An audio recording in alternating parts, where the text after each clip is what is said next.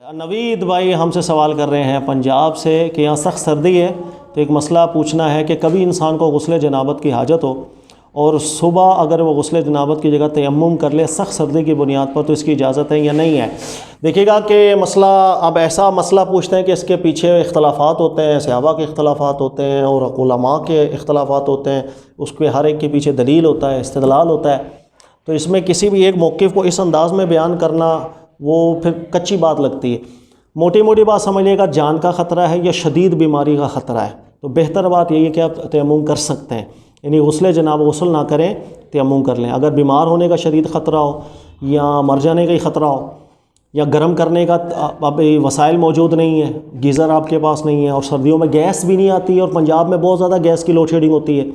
تو اگر یہ خطرہ لاحق ہے پھر آپ تیمم کر کے نماز پڑھ لیتے ہیں، ٹھیک ہے پڑھ لیں۔ یہی مسئلہ میں نارملی پاکستان میں بیان کرتا ہوں کہ یہاں کے علماء بھی یہی موقف چنتے ہیں۔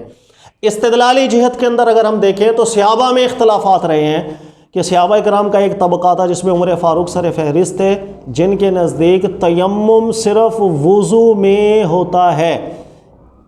غسل کا بدل تیمم نہیں ہوتا، یعنی تیمم غسل میں غسل جنابت کا بدل نہیں ہے۔ عمر فاروق کا یہ موقف رہا ہے اور عمر فاروق کے اس موقف کے اندر اور دیگر صحابہ کرام بھی تائید میں تھے کافی، لیکن صحابہ کا ایک اور طبقہ بھی ایسا تھا کہ جو تیمم جو ہے وہ وضو کے اندر بھی اجازت دیتے تھے، غسل کے اندر بھی تیمم کی اجازت دیا کرتے تھے۔ یہ ایک صحابہ کرام کے دور میں ایک اختلافی صورتحال پیدا رہی ہے۔ بہرحال دیکھیں، حضرت عمر فاروق منع کرتے تھے، بخاری کے اندر مسلم کے اندر یہ روایات موجود ہیں۔ حضرت عمار بن یاسر ایک دفعہ عمر فاروق کے پاس آئے اور کہا کہ یعنی ان کا موقف تھا کہ غسل جنابت میں تیمم نہیں ہوتا، تو عمار بن یاسر نے کہا ایک دفعہ ہم لوگ سفر میں تھے، آپ بھی تھے میں بھی تھا، تو ہم دونوں پر غسل واجب تھا، ہم دونوں نے تیمم کیا تھا، ہم واپس آئے تھے اللہ کے نبی علیہ السلام کی بارگاہ میں،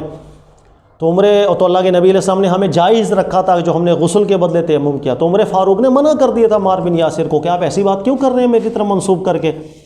تو پھر عمار بن یاسر ڈر بھی گئے تھے، انہوں نے ذکر کیا تو عمر فاروق سے، ٹھیک ہے میں یہ واقعہ آئندہ کبھی کسی کو بیان نہیں کروں گا۔ تو عمر فاروق نے کہا آپ کو اگر یقین ہے کہ ایسا ہوا تھا آپ بیان کریں، مجھے یقین نہیں کہ ایسا کوئی واقعہ ہمارے ساتھ ہوا۔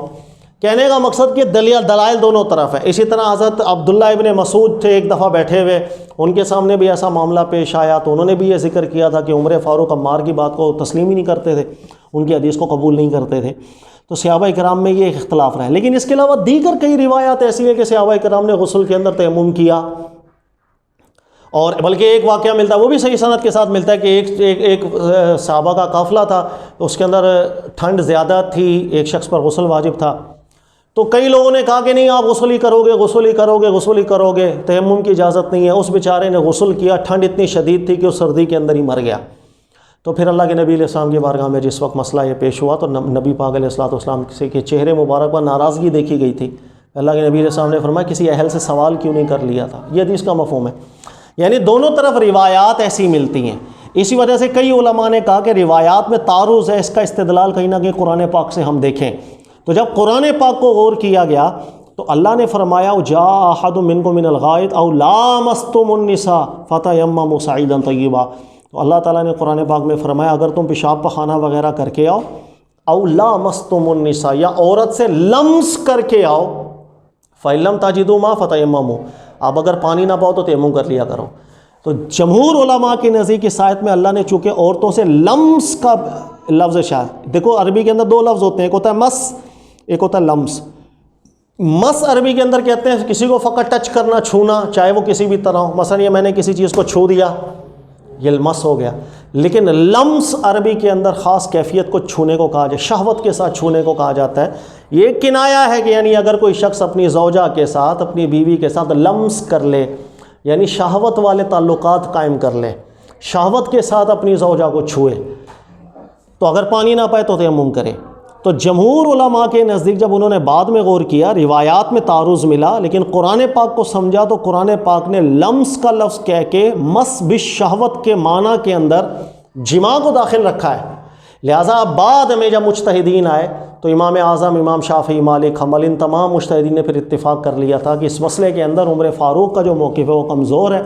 دیگر صحابہ کا موقف وہ زیادہ مضبوط ہے۔ اس لیے صحابہ کے دور میں مسئلہ اختلافی ضرور تھا، بعد میں تقریباً اتفاقی مسئلہ بنتا چلا گیا، اور تقریباً تمام ہی علماء غسل کے اندر تیمم کی اجازت دیتے ہیں اگر واقعی ضرر ہو، یعنی اگر ٹھنڈے پانی سے شدید ٹھنڈا پانی ہے، اسے غسل کرنے کے اندر بیمار ہو جانے کا اندیشہ ہو، یا اس میں انسان کو کوئی اور بڑا اندیشہ آ جائے، اس حالت کے اندر وہ تیمم کر سکتا ہے۔ لیکن اگر بلا وجہ کا عذر بنایا ہوا ہے، یعنی وہ غسل کر سکتا ہے لیکن بس بلا وجہ کا کہ نہیں میں نے نہیں کرنا، دل نہیں کر رہا، تو اللہ دلوں کے حال جانتا ہے، ایسے تیمم کی پھر اجازت نہیں ہوتی ہے۔ اللہ تعالیٰ سمجھنے کی توفیق دے۔ جزاک اللہ۔